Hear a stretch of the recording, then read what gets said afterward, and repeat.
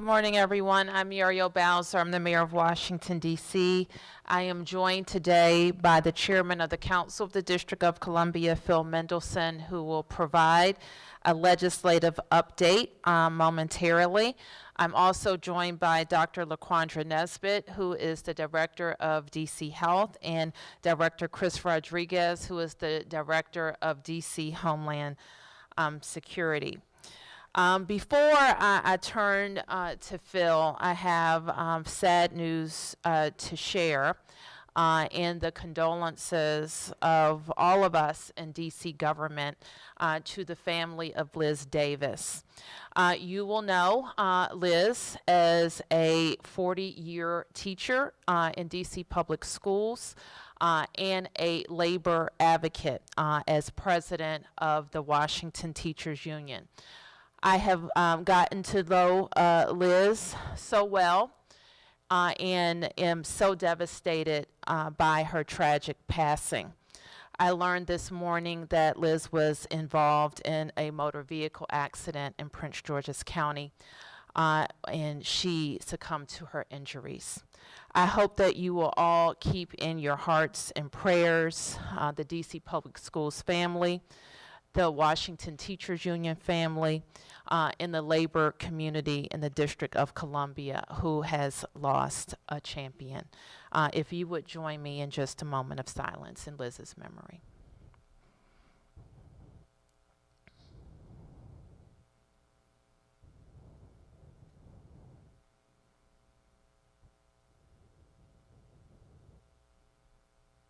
Thank you. Mr. Mendelson. Thank you, Madam Mayor. Good morning to everyone.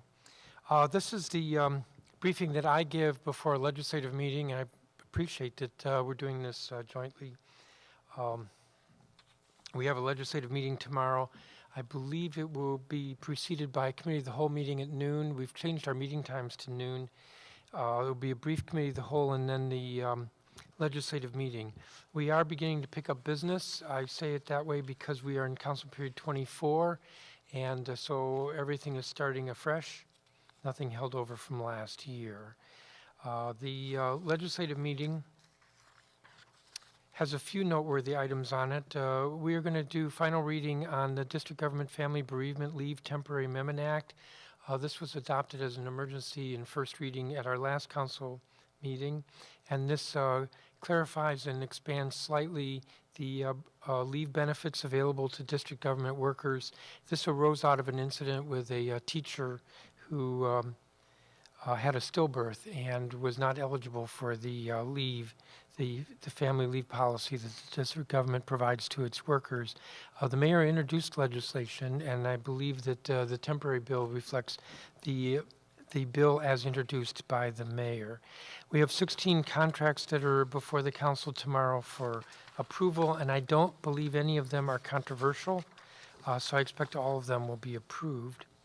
And we have 14 emergency bills. Many of these are to cover gaps in the law. This is one of the vagaries of our having the Home Rule Act, and that every bill has to go to Congress before it to lay over for 30 days and in action by Congress before it can become permanent law. So we have to fill the gaps that often occur through emergency bills. The emergency bills include a couple that will be addressing the rental housing situation. One of them extending, proposed by Councilmember Brooke Pinto, trying to extend the limit on rent increases for a period of time after the public health emergency and making some other adjustments.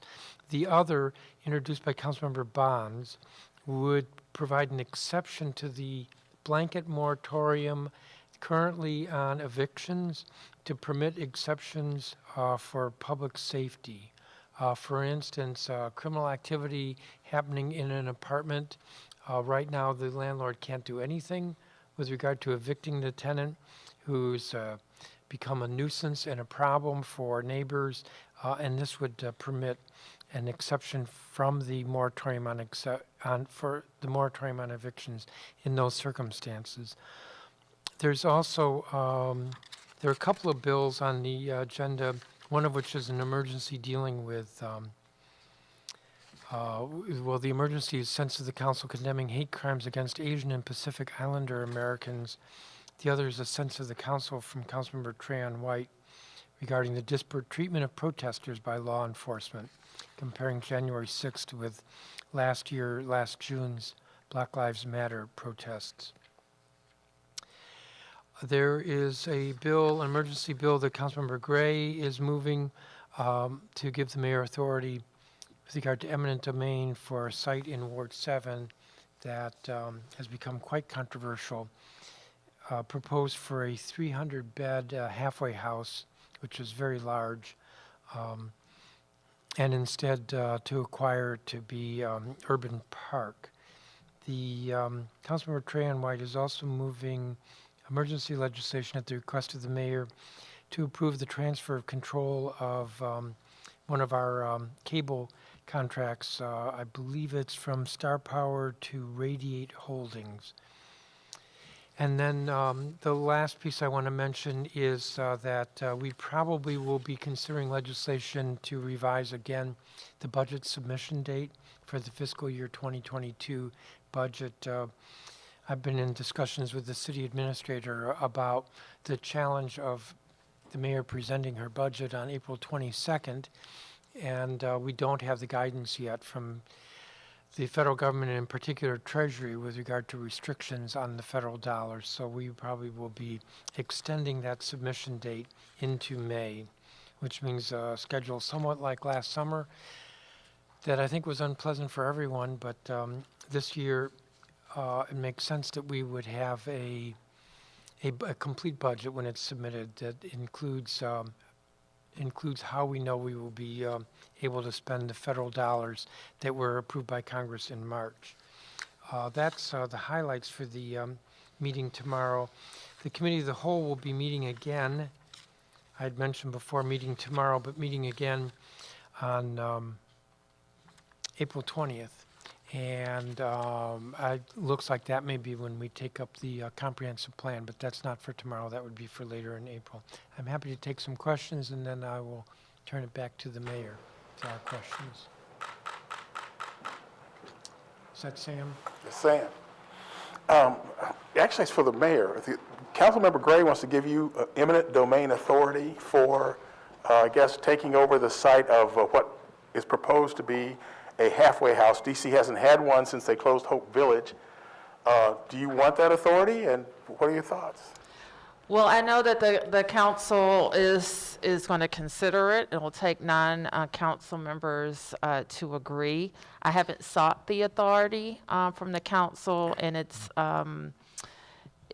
partially because of my view that eminent domain is a high bar that has to be achieved for the government to use eminent domain. But I agree with the council member in saying that the federal government should pursue a smaller facility. Are you concerned that DC doesn't have a halfway house? I'm very concerned about that. I was in the camp of people who thought that they should have worked very hard to make Hope Village work.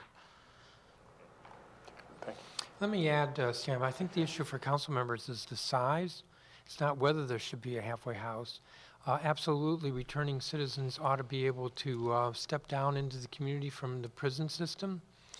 So that's not the issue at all, and unfortunately it's been characterized in those terms. Let me remind you, because what comes to mind is the analogy to the mayor's proposal for closing DC General a few years ago, which was over a couple hundred families and widely considered too large. This is a 300-bed halfway house. The mayor's proposal with regard to the homeless shelters was smaller shelters around the city. That this is a burden that should be spread throughout the city, but also that these facilities are more effective in providing services when they're smaller. Again, this is a 300-bed facility. Of course, I remember there was another one on New York Avenue where there was a proposal to, I guess, take a former charter school to make that the halfway house. that was killed. This is, I guess it'll be the second one. So I'm just curious, where are they going to go? Well, that may speak to the Bureau of Prisons process, which I would say is flawed. What happened on New York Avenue did not involve the council, and as far as I know, did not involve the executive either. Okay. Yeah. James? Mr. Chairman, any sense of when the full council vote will take place on acting chief Conte? Not tomorrow. I haven't talked to Councilmember Allen. It could be as early as April 20th. I don't want to suggest that that is the date because I haven't talked to Councilmember Allen. It could be the May meeting, which I believe is May 4th. And that actually makes more sense. Thank you. Yeah. For the exception proposed by Councilmember Bonds on evictions, do you expect that's going to be controversial tomorrow? Anything involving evictions and rental housing is controversial. My sense is that that will be approved by the council. It's pretty hard to argue that a person who is breaking the law and endangering neighbors cannot be evicted, and that's currently the situation. The moratorium that we adopted is very broad, without exceptions, not nuanced. When we adopted it, we thought that the pandemic was to be short-lived. It was a year ago that we adopted this, and we were doing a lot of things very quickly and figured that if nuance needed to be considered, that we would have time to do that. Well, that's what we're doing tomorrow. So I think it will be approved. Okay, and then with news, I guess, that the budget might be delayed further, is there any date on when the council will take up the comprehensive plan vote? With the comprehensive plan? Yeah. The comprehensive plan, I'm almost certain will be this month. Okay. So I had said back, I had said repeatedly the comprehensive plan will move before the budget, but we're not going to keep moving the comprehensive plan just because the budget's moving. Okay, thank you. Yes, ma'am.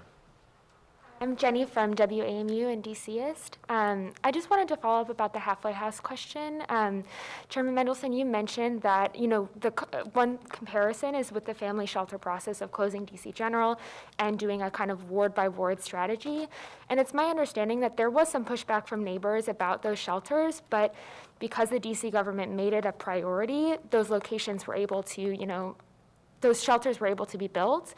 And I wonder if you would consider in the halfway house process, I know the BOP is running the contract, but is there any room for the DC government to step in and sort of say, we're going to make this a priority and work to build, to identify locations and for smaller halfway houses across the city, if the size is the issue?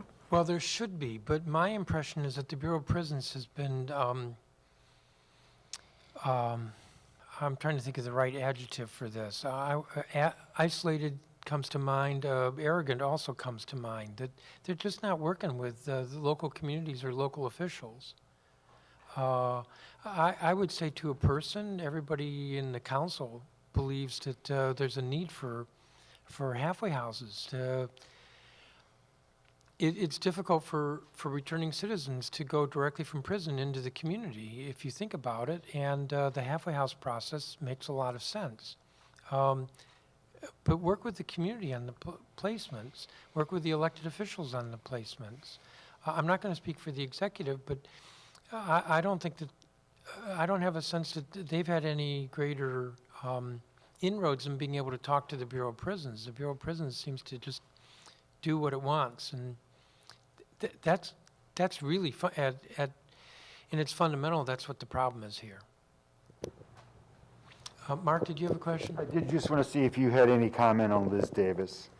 Yeah, and actually, I realized I didn't say anything. Absolutely, my office put out a statement. I've talked to several council members about it. Everybody is shocked. Liz was a fierce advocate for education and for teachers. I want to say to both. It wasn't just about teachers, it was about education, and it wasn't just about education, it was about the teachers. And, there's definitely going to be a vacuum here.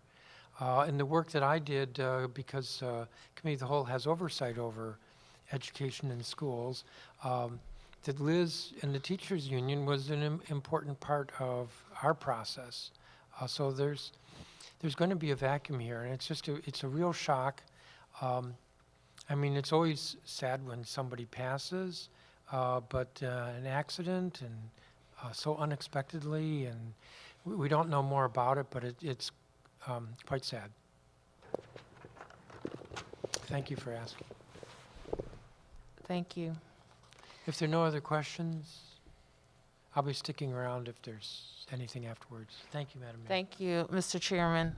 So we're going to move quickly through a COVID update and answer your questions as well. We start with the daily metrics that we present on coronavirus.dc.gov. You will note that we have two metrics that we're watching very closely.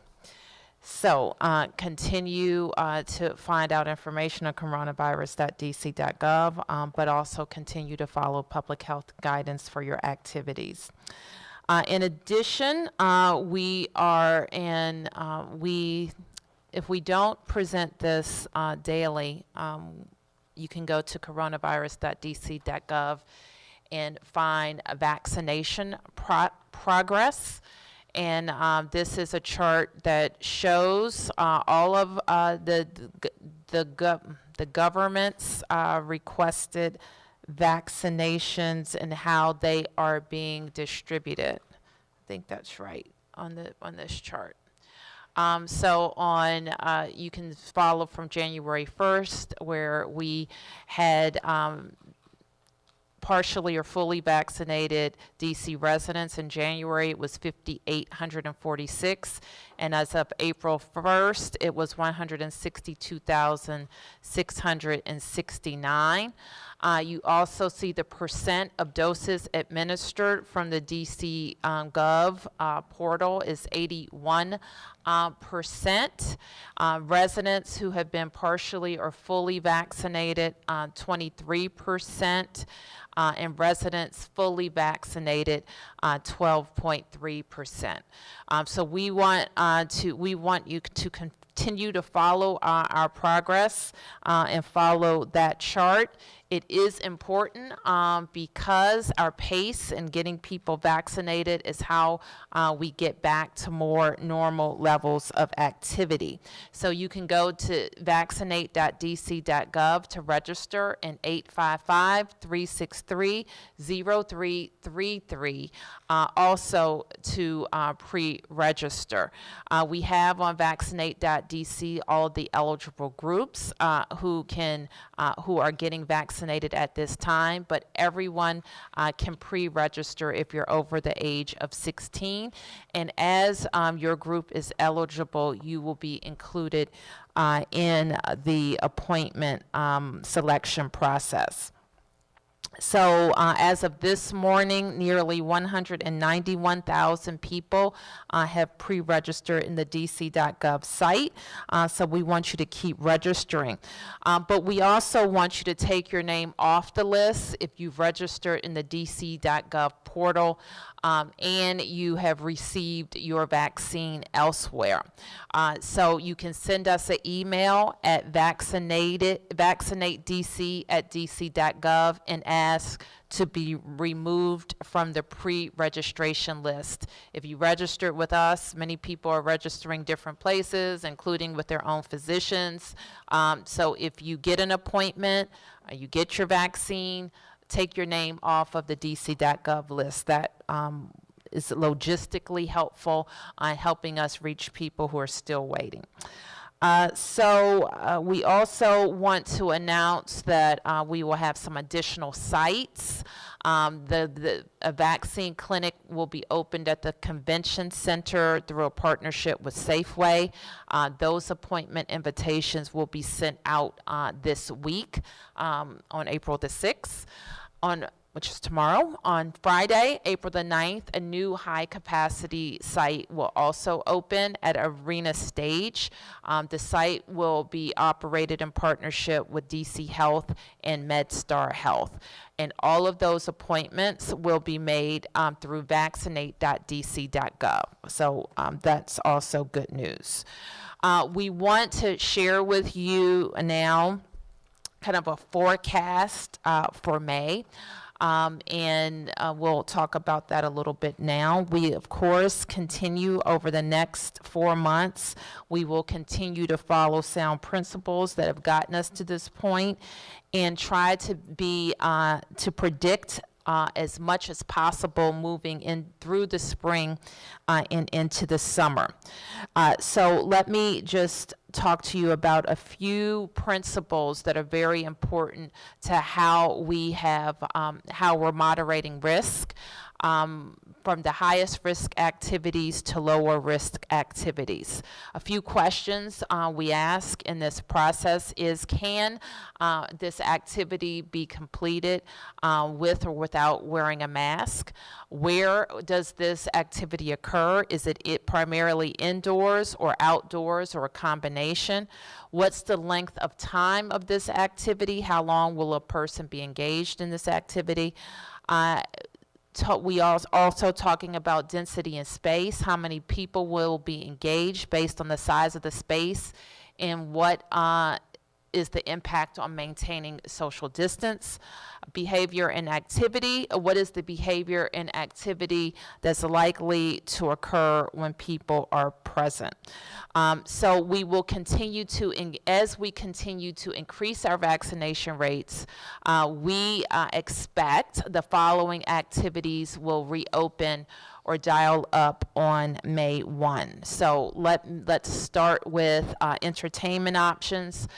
We know that many entertainment venues have been shuttered, and we are allowing those entertainment venues to operate with safeguards. So seated live entertainment such as theaters will be allowed to operate indoors and outdoors at 25% capacity with a cap of 500. Movie theaters will be able to operate at 25% capacity. Live music will be allowed at restaurants for outdoor seating. For ceremonies and meetings, those include weddings and special events, will be allowed indoors and outdoors at 25% capacity, with a waiver needed for any of those events that exceed 250 people. School graduations and award ceremonies will be allowed indoors and outdoors with capacity limits in place, and we will have specific guidance coming out for those ceremonies. Regional business meetings and seated conventions will be allowed indoors and outdoors at 25% capacity. Again, we would require a waiver for events exceeding 250 people. Also, some changes to fitness activities. We will permit outdoor races or 5Ks, and we're with a limit of 50%. I know you're going to ask me what is 50%, and we'll look at some historical information as relates to those permits. Indoor and outdoor public pools will be allowed at 50% capacity, and outdoor splash pads will be open. Also, a number of activities where we will be able to increase our rec centers, libraries, museum galleries, exhibits, and non-essential retail. And so that is our forecast for May. We know that, and we expect through some of our modeling, that we will continue to see cases plateau or rise in this post-Easter, post-spring break opening of activities. So we know that we can expect to see some increases in cases this month. But with vaccination and continued safeguards, we expect that later into the spring that those cases will come down. So we want to ask people to get vaccinated as soon as you have the opportunity. Help others get vaccinated. There's still a lot of people who aren't sure where to go, how to sign up. may continue to have some concerns about being vaccinated, and speaking to people that they know and trust helps them get to an appointment and get to a decision about an appointment. So continue to use the tools that we've been using, wearing a mask, social distancing, practicing good hand hygiene, and prioritizing outdoor activities over indoor activities as we move forward. So with that, I'll stop and take your questions, and Chairman Mendelson remains for any questions as well. Yes, ma'am. Thank you. My question is about pharmacies and vaccines. So I noticed last week that Walgreens, for example, was starting to offer appointments through its own system, and appointments came online at Calorama Pharmacy, an independent pharmacy, which I understand both of these are part of the federal partnership, so doses are going directly to these pharmacies. My question for either you, Mayor Bowser, or you, Dr. Nesbitt, is do you have a list of all of the pharmacies that are offering appointments through their own online booking systems outside of DC Health's portal? And can you explain why those opportunities weren't publicized in the Wednesday email that went out to everybody who was pre-registered? And in the future, like, how do you expect these sort of independent booking systems to interact with DC Health's pre-registration system? Yeah, thank you for the question. You know, it's one of the things that we have tried to manage so that we don't have the same challenges that other states have had when activating pharmacies in the federal retail pharmacy program. Very early on, we engaged all of our pharmacy providers in discussions in terms of how we would all use the same eligibility and the same source list in terms of offering appointments to individuals in the District of Columbia, especially given that we have, still tens of thousands of people who are in the district's pre-registration portal who are awaiting an appointment. And those individuals, many of them have been identified by us as having a higher level of risk for acquiring COVID-19 because of their job, or they have a higher risk of having a poor outcome if they get sick because of their age and their qualifying medical condition. So that's the theory.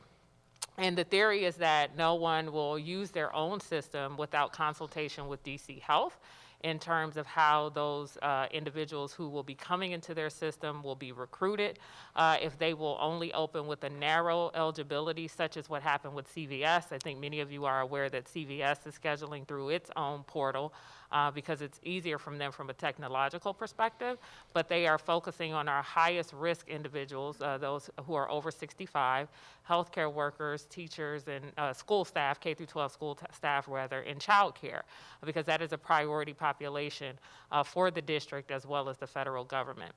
They are not accepting appointments for everyone broadly. However, these are negotiated agreements that they are not bound to be held to legally because they receive their doses directly from the federal government. But again, I want to emphasize that we've had great partnerships heretofore, and no pharmacies were activating sites without our knowledge. It is not impossible that a site has been activated without our knowledge and is recruiting individuals separately from what is happening in the portal. To that end, I will echo the mayor's comments that if you registered in the portal and you get an appointment somewhere else, if it's with your healthcare provider, if it's out of the jurisdiction, if you're not a DC resident but you registered with us and then had access to vaccines in your home jurisdiction, we really want you to remove yourself from the list because it allows us, when our appointments go out on Thursday, Sunday, and Tuesday, to be very intentional in getting those appointments to people who have the highest likelihood of responding and scheduling an appointment. Okay, Michael? Excuse me, following up on that question about the pharmacies. So do pharmacies, are they able to pick basically whether they want to do it through DC's portal or whether they want to set up their own system and then they negotiate that with DC Health? I would not necessarily, Michael, classify it as they get to pick. We have had some of our pharmacies who recognize the importance of our ability to have an equitable process and to focus on the highest priority individuals would be to streamline the process through the Vaccinate.dc.gov system. Some have had technological difficulties with being able to receive. What happens when you schedule through that list? They receive a downloaded file and documents and information from us about who's going to show up in their facility or site and when. Some individuals have had difficulty with being able to create interoperability with their patient record systems and with the portal. But that number is low in terms of pharmacies. We do expect that as more independent pharmacies come on board, as they are able to through the federal partnership, which has a goal of almost doubling the current number of sites, that there may be more who are unable to be interoperable with Vaccinate.dc.gov. As I explained, when that situation occurs, many of these pharmacies have very low throughput capacity in their actual store, sometimes only 30 to 40 people a day, compared to a community site that does hundreds or thousands of people a day if they're moved out into the rec centers, convention center, et cetera. So we don't expect that they will have a high number of individuals that they're vaccinating, and therefore we ask them to focus to narrow their eligibility as to who they're going to give an appointment to those people who are the most high risk in our community. Okay, that's helpful, thank you. And just to follow up from, I think maybe a couple press conferences ago, there was a snapshot on which groups had booked appointments through DC's pre-registration system, and seniors in priority zip codes were, I think, maybe 10 percentage points lower than some of the other categories. Sure. Has that changed? And then also, if you could help us understand why seniors are booking appointments at lower rates. Sure. So I think part of it is to think about proportionality, right? The proportion of the remaining eligible population. And seniors have been eligible in the district since January 11th. And so many of them have already moved through the system to receive a dose of vaccine. They've already had access through one of the special initiatives, such as the Housing Authority Partnership, the Long-Term Care Partnership. So over time, that group is going to be at a higher number of people in that population, or a higher proportion of people in that population who have already accessed vaccines. Given that, on any given week, just like this past weekend, we were yet again, Thursday and Sunday, yet again able to offer a vaccine appointment invitation to every person over 65 who was pre-registered, both in priority zip codes and non-priority zip codes. And we were able to offer an appointment to every single person who was registered as of Sunday for individuals with 18 to 64 with a qualifying condition living in priority zip codes. So again, as the denominator or the total number of people who are in that eligible group decreases because they've already received vaccine through us or somewhere else decreases, the proportion of appointments that will go to each of those categories will decrease. Now, I'll take a little bit of liberty here to say that we know that the demand for vaccines continues to remain high in the district.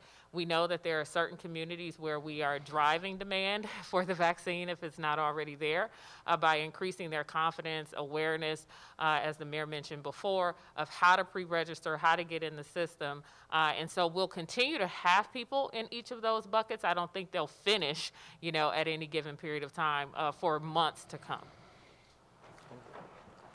Yes. Beatrice Peterson, ABC News.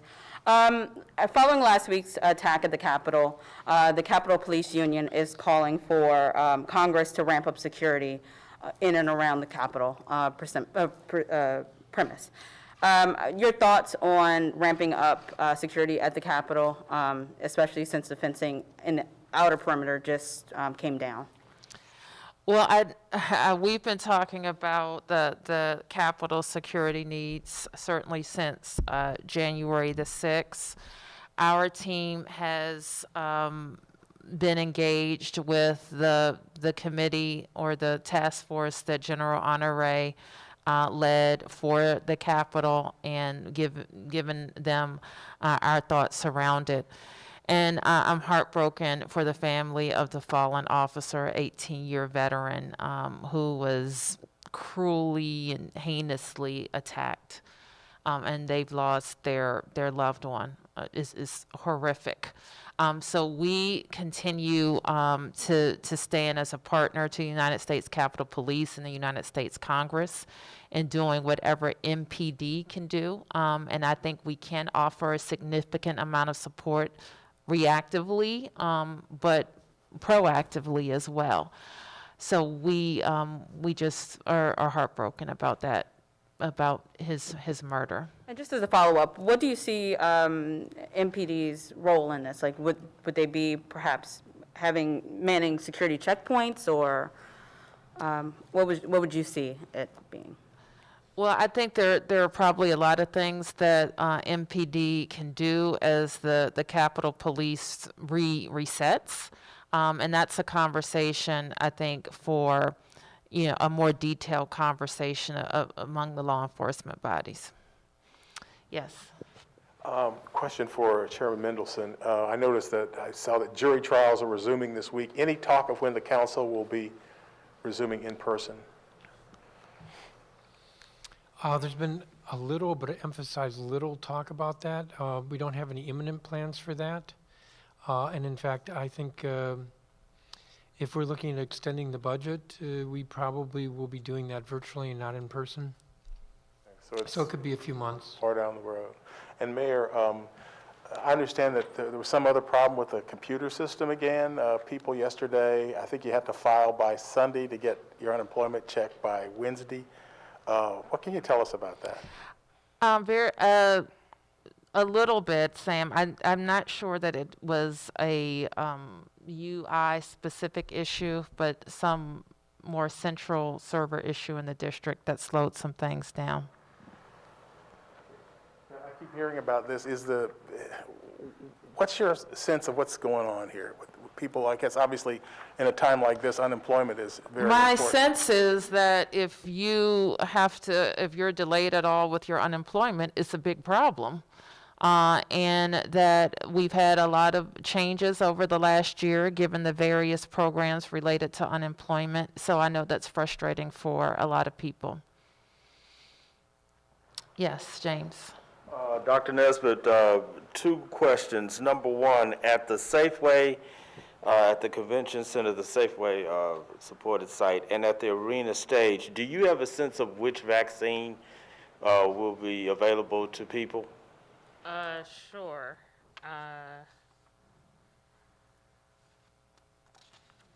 A Safeway will likely be Moderna and arena stage, Moderna or Moderna or J&J. And then I said that wrong. Safeway will likely be Pfizer product, and then arena stage will likely be Johnson & Johnson. My second question is this. There's talk among public health experts, and you probably heard it, that a fourth surge may be coming. Do you have any thoughts on that? Yeah, thank you, James, for that question. It's an excellent question. I think that as you all look at our metrics, you'll notice that we've been sort of plateaued in terms of our daily case rate for quite a few weeks, almost essentially the entire month of March. What we have been able to do here in the district through the mayor's leadership is take a very cautious and deliberate approach in terms of the number of high-risk activities that are turned back on in the district over time. It's because of this stewardship that we are plateaued rather than surging. But also, as the mayor mentioned, as people over the next couple of weeks and this past weekend may have participated in more higher risk activities, being indoor, mixing with a number of family members or friends, vaccinated and unvaccinated, that increases the risk of our cases going up in the next 14 or so days. You have seen that other places in the country that have not taken such a deliberate approach are seeing increases in not only cases but also hospitalizations, and those hospitalizations are happening in younger people. As it has been our goal to shepherd the District of Columbia and its residents through this process to reduce the amount of harm that happens in our city, we'll continue to be very deliberate in doing that. But we need all of your help. we need you to wear your mask, keep your distance, wash your hands, and choose your activities wisely, including that non-essential travel if you're not vaccinated. Yes, Mark. Thank you. I've got a few follow-ups on the loosening of restrictions. First, for live entertainment venues, will people have to remain seated, or will dancing be allowed at all in any of these venues? Seated. Everything contemplates seated activity. And then currently, there's a 30-foot restriction from the stage to the closest people to the stage at live music venues, and venue operators have complained about that. Has that been loosened? I think that as we get the particulars about the guidance, Mark, that will be addressed. But And we then- recognize that as an issue. And then for the music venues, and I know you can't give any specific date or even a ballpark of a date, but could you give them an idea, or Dr. Nesbitt, an idea of the metrics that you're looking for before live entertainment venues could open back up at, say, 80 or 100% capacity? What is it that you need to see, vaccination, community spread-wise? What is it that you're looking for there? I really can't say more about that right now, Mark. We're trying to give, I don't want it to be a forecast, giving you a forecast that's wild is not helpful. So we're going to do a look ahead right now, a month out. And we continue to want to get venues turned on that haven't had any activity. And some of our live music venues fall into that category, or they all fall into that category, but they may also be able to rethink their operation. Maybe you can't have standing room only, but you can put seats. Maybe you even think about doing outside activities to re-engage your operation until you can have more people inside. Those are the types of things that we need the whole community thinking about. Ask about professional sports. Are you any closer to allowing the Nationals to increase their capacity? And then what about? I am not. So we will continue to consider waivers for professional sporting activities indoors and outdoors. And let me ask you, for indoors, are you any closer to a decision on the Wizards and Caps being able to have fans at Capital One Arena? I expect we will be coming to those decisions soon. Thank you.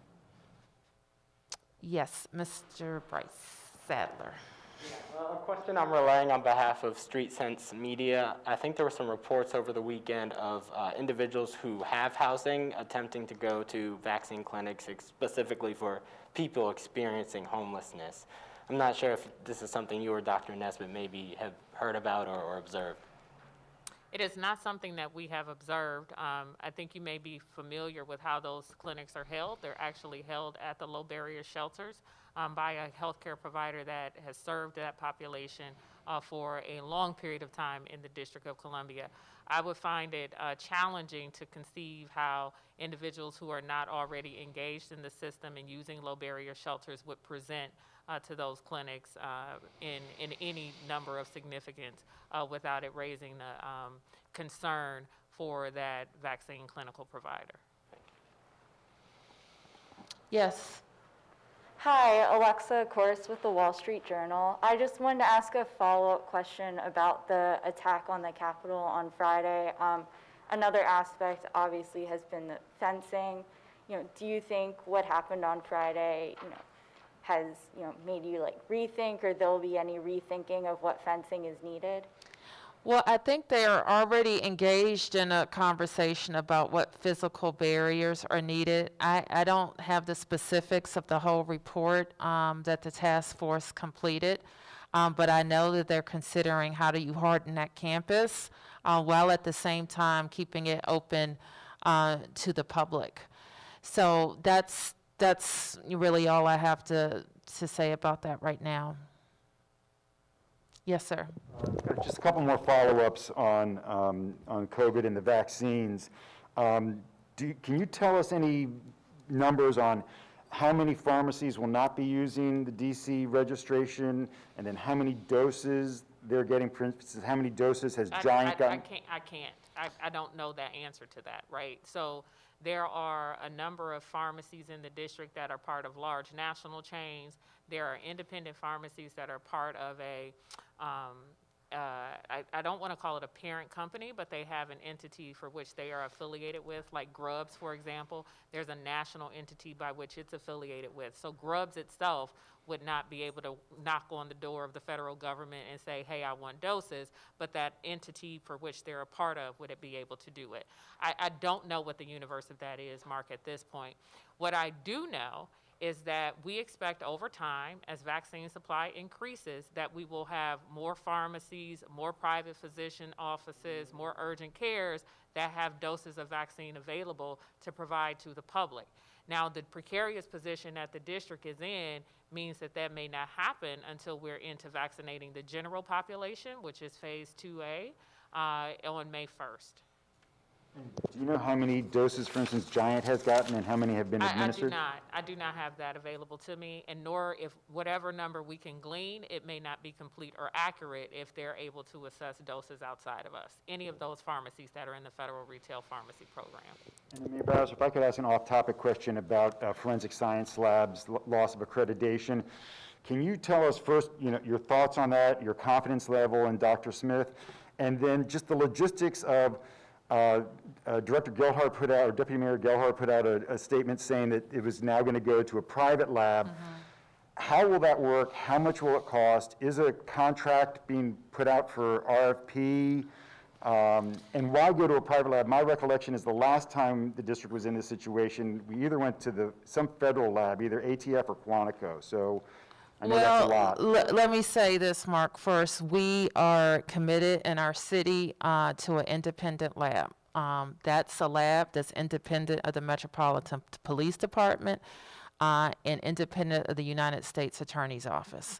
And we're very proud of the lab that we have built at DFS that is part crime lab and part public health lab. Having said that, any question about the processes at our lab, we want fully investigated, and we will fully participate in that investigation. But we are going to spend the next 30 days also fully defending our practices at that lab with our accreditation body. You are correct also to say that Deputy Mayor Gelhardt has laid out a path forward for some of the crime-related evidence that we have been processing. We've used private labs before. In fact, we've had I think a DNA contract throughout the last 6 years and probably before that. We will, I think, also rely on some federal resources. I think ATF is the agency, but I'll ask Chris to confirm that with you. Chris Gelhardt, who's not here. Could we get your reaction to this? What are your thoughts about the loss of accreditation and what this means going forward, and just the contract process? Well, to echo what the mayor said, it's an important facility. The idea of contracting, while it's not the most efficient, I mean, we still are paying for the personnel at the lab, but the contracting out is a process that's been used in the past.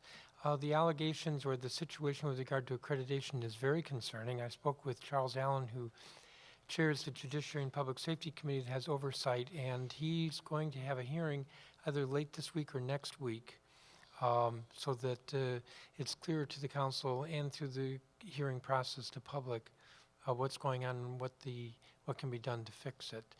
As I understand it, it's not so much the science as it is the management that's at issue here. And I think that's important to say, just because we have to be able to rely on the science. And that's the technical side of it, the side that requires a lot of training. And that doesn't seem to be the question. But we want a lab that is fully accredited and is usable by all parties in the criminal justice system. Yes. Mayor Bowser, homicides are up this year about 34% compared to this time last year. Last night, 2 more people were fatally shot, and many of the recent incidents have involved multiple victims across the district. Can you give us insight into what you're thinking in terms of this latest spate of violence? We had a very tough weekend. I got briefed out on a number of incidents, as you mentioned, in a number of locations across the district. And I'm going to be actually meeting with MPD on a deep dive of some of those incidents.